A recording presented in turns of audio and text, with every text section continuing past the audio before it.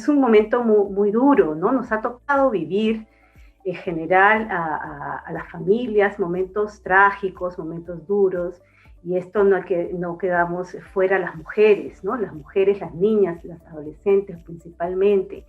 En temas de educación, ya lo mencionó Verónica, algunos elementos importantes de afectación en la vida de las niñas, de las adolescentes mujeres en particular, entre ellos el cierre de las escuelas que ha marcado por la emergencia sanitaria, que el Ministerio de Educación mencionó algunos aspectos como que 200.000 escolares el año pasado están fuera de la educación básica regular, y entre ellos este impacto de cierre las escuelas principalmente, no únicamente, pero principalmente afecta a las niñas y adolescentes mujeres, quienes tienen menos probabilidades para tener un acceso alternativa a educación a distancia, principalmente por esa diferencia de género que existe en países como el Perú, ¿no? Donde se enfrentan mayores desafíos frente a roles tradicionales, ¿no? de trabajo doméstico y de cuidado que se le asigna por el género que tiene, y que encima de eso tenga que enfrentar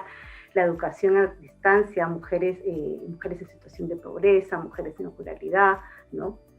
Y además de otros problemas como el matrimonio infantil o el embarazo adolescente, ¿no? Todo eso se junta para que sea un problema mucho mayor y más grave en situación de pandemia, ¿no?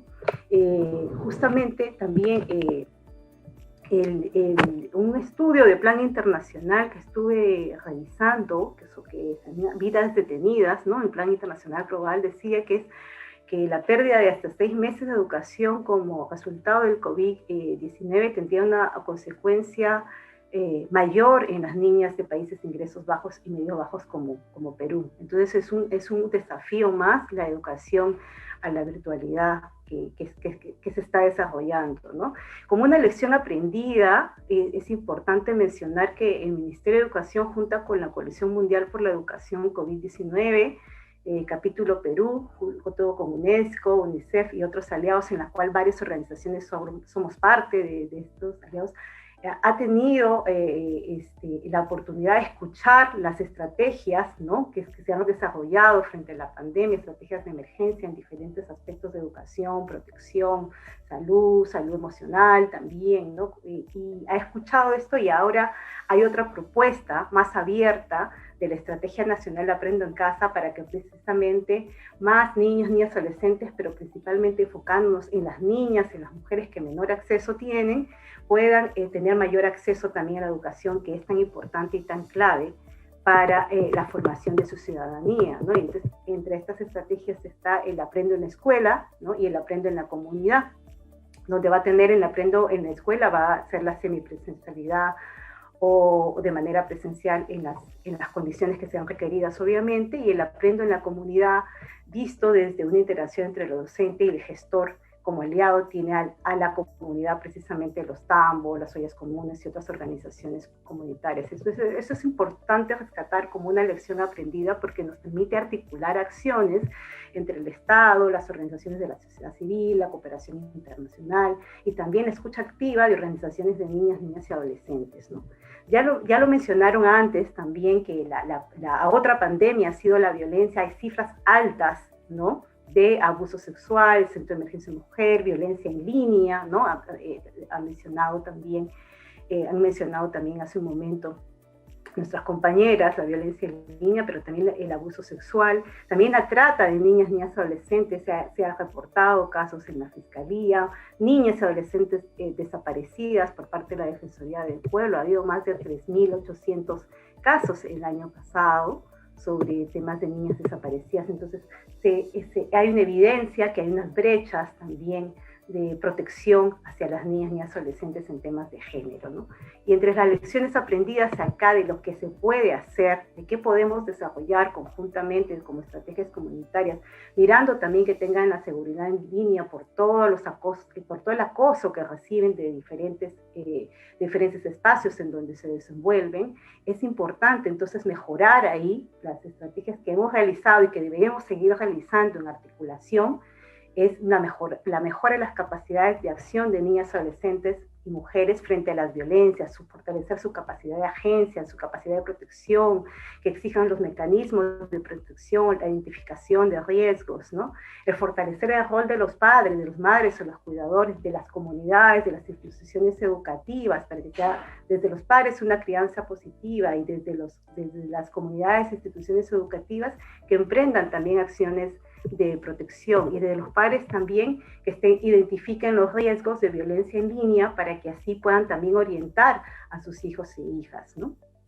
El fortalecimiento de sistemas de protección también a nivel local, a nivel regional, pero a nivel también como una propuesta política, con capacidad de respuesta de estos servicios de protección para combatir la tolerancia social frente a las violencias contra las niñas y adolescentes. Es clave también involucrar a los gobiernos locales y a las comunidades en general, ¿no?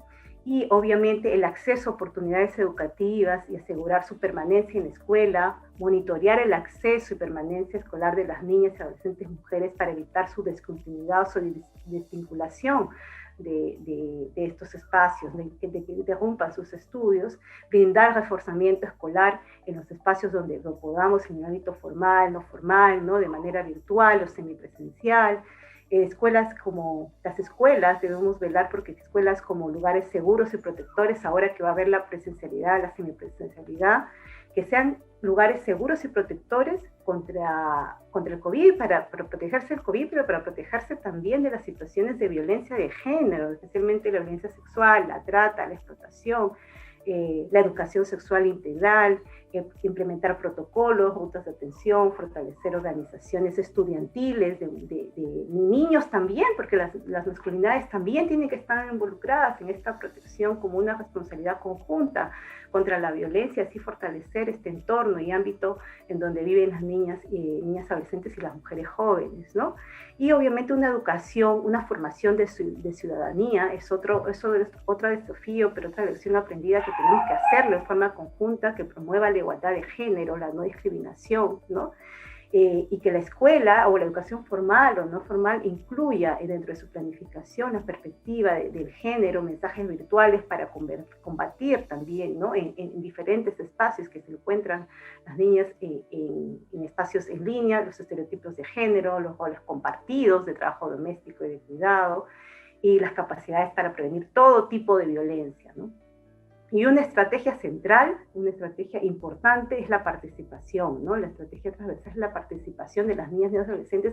Este es un ejemplo, por ejemplo, de realizar la participación de las niñas. Tenemos adolescentes donde vamos a escuchar sus voces, sus necesidades, sus sentires, sus perspectivas acerca de cuáles son los desafíos, pero también es cómo pueden aportar desde especialistas, desde sus propias vivencias, porque son ellas quienes viven este tipo de violencia, este tipo de falta de acceso a la educación, y nos permite así también generar agencia en ellas y fortalecer su pensamiento crítico y puedan ejercer activamente sus derechos, ¿no?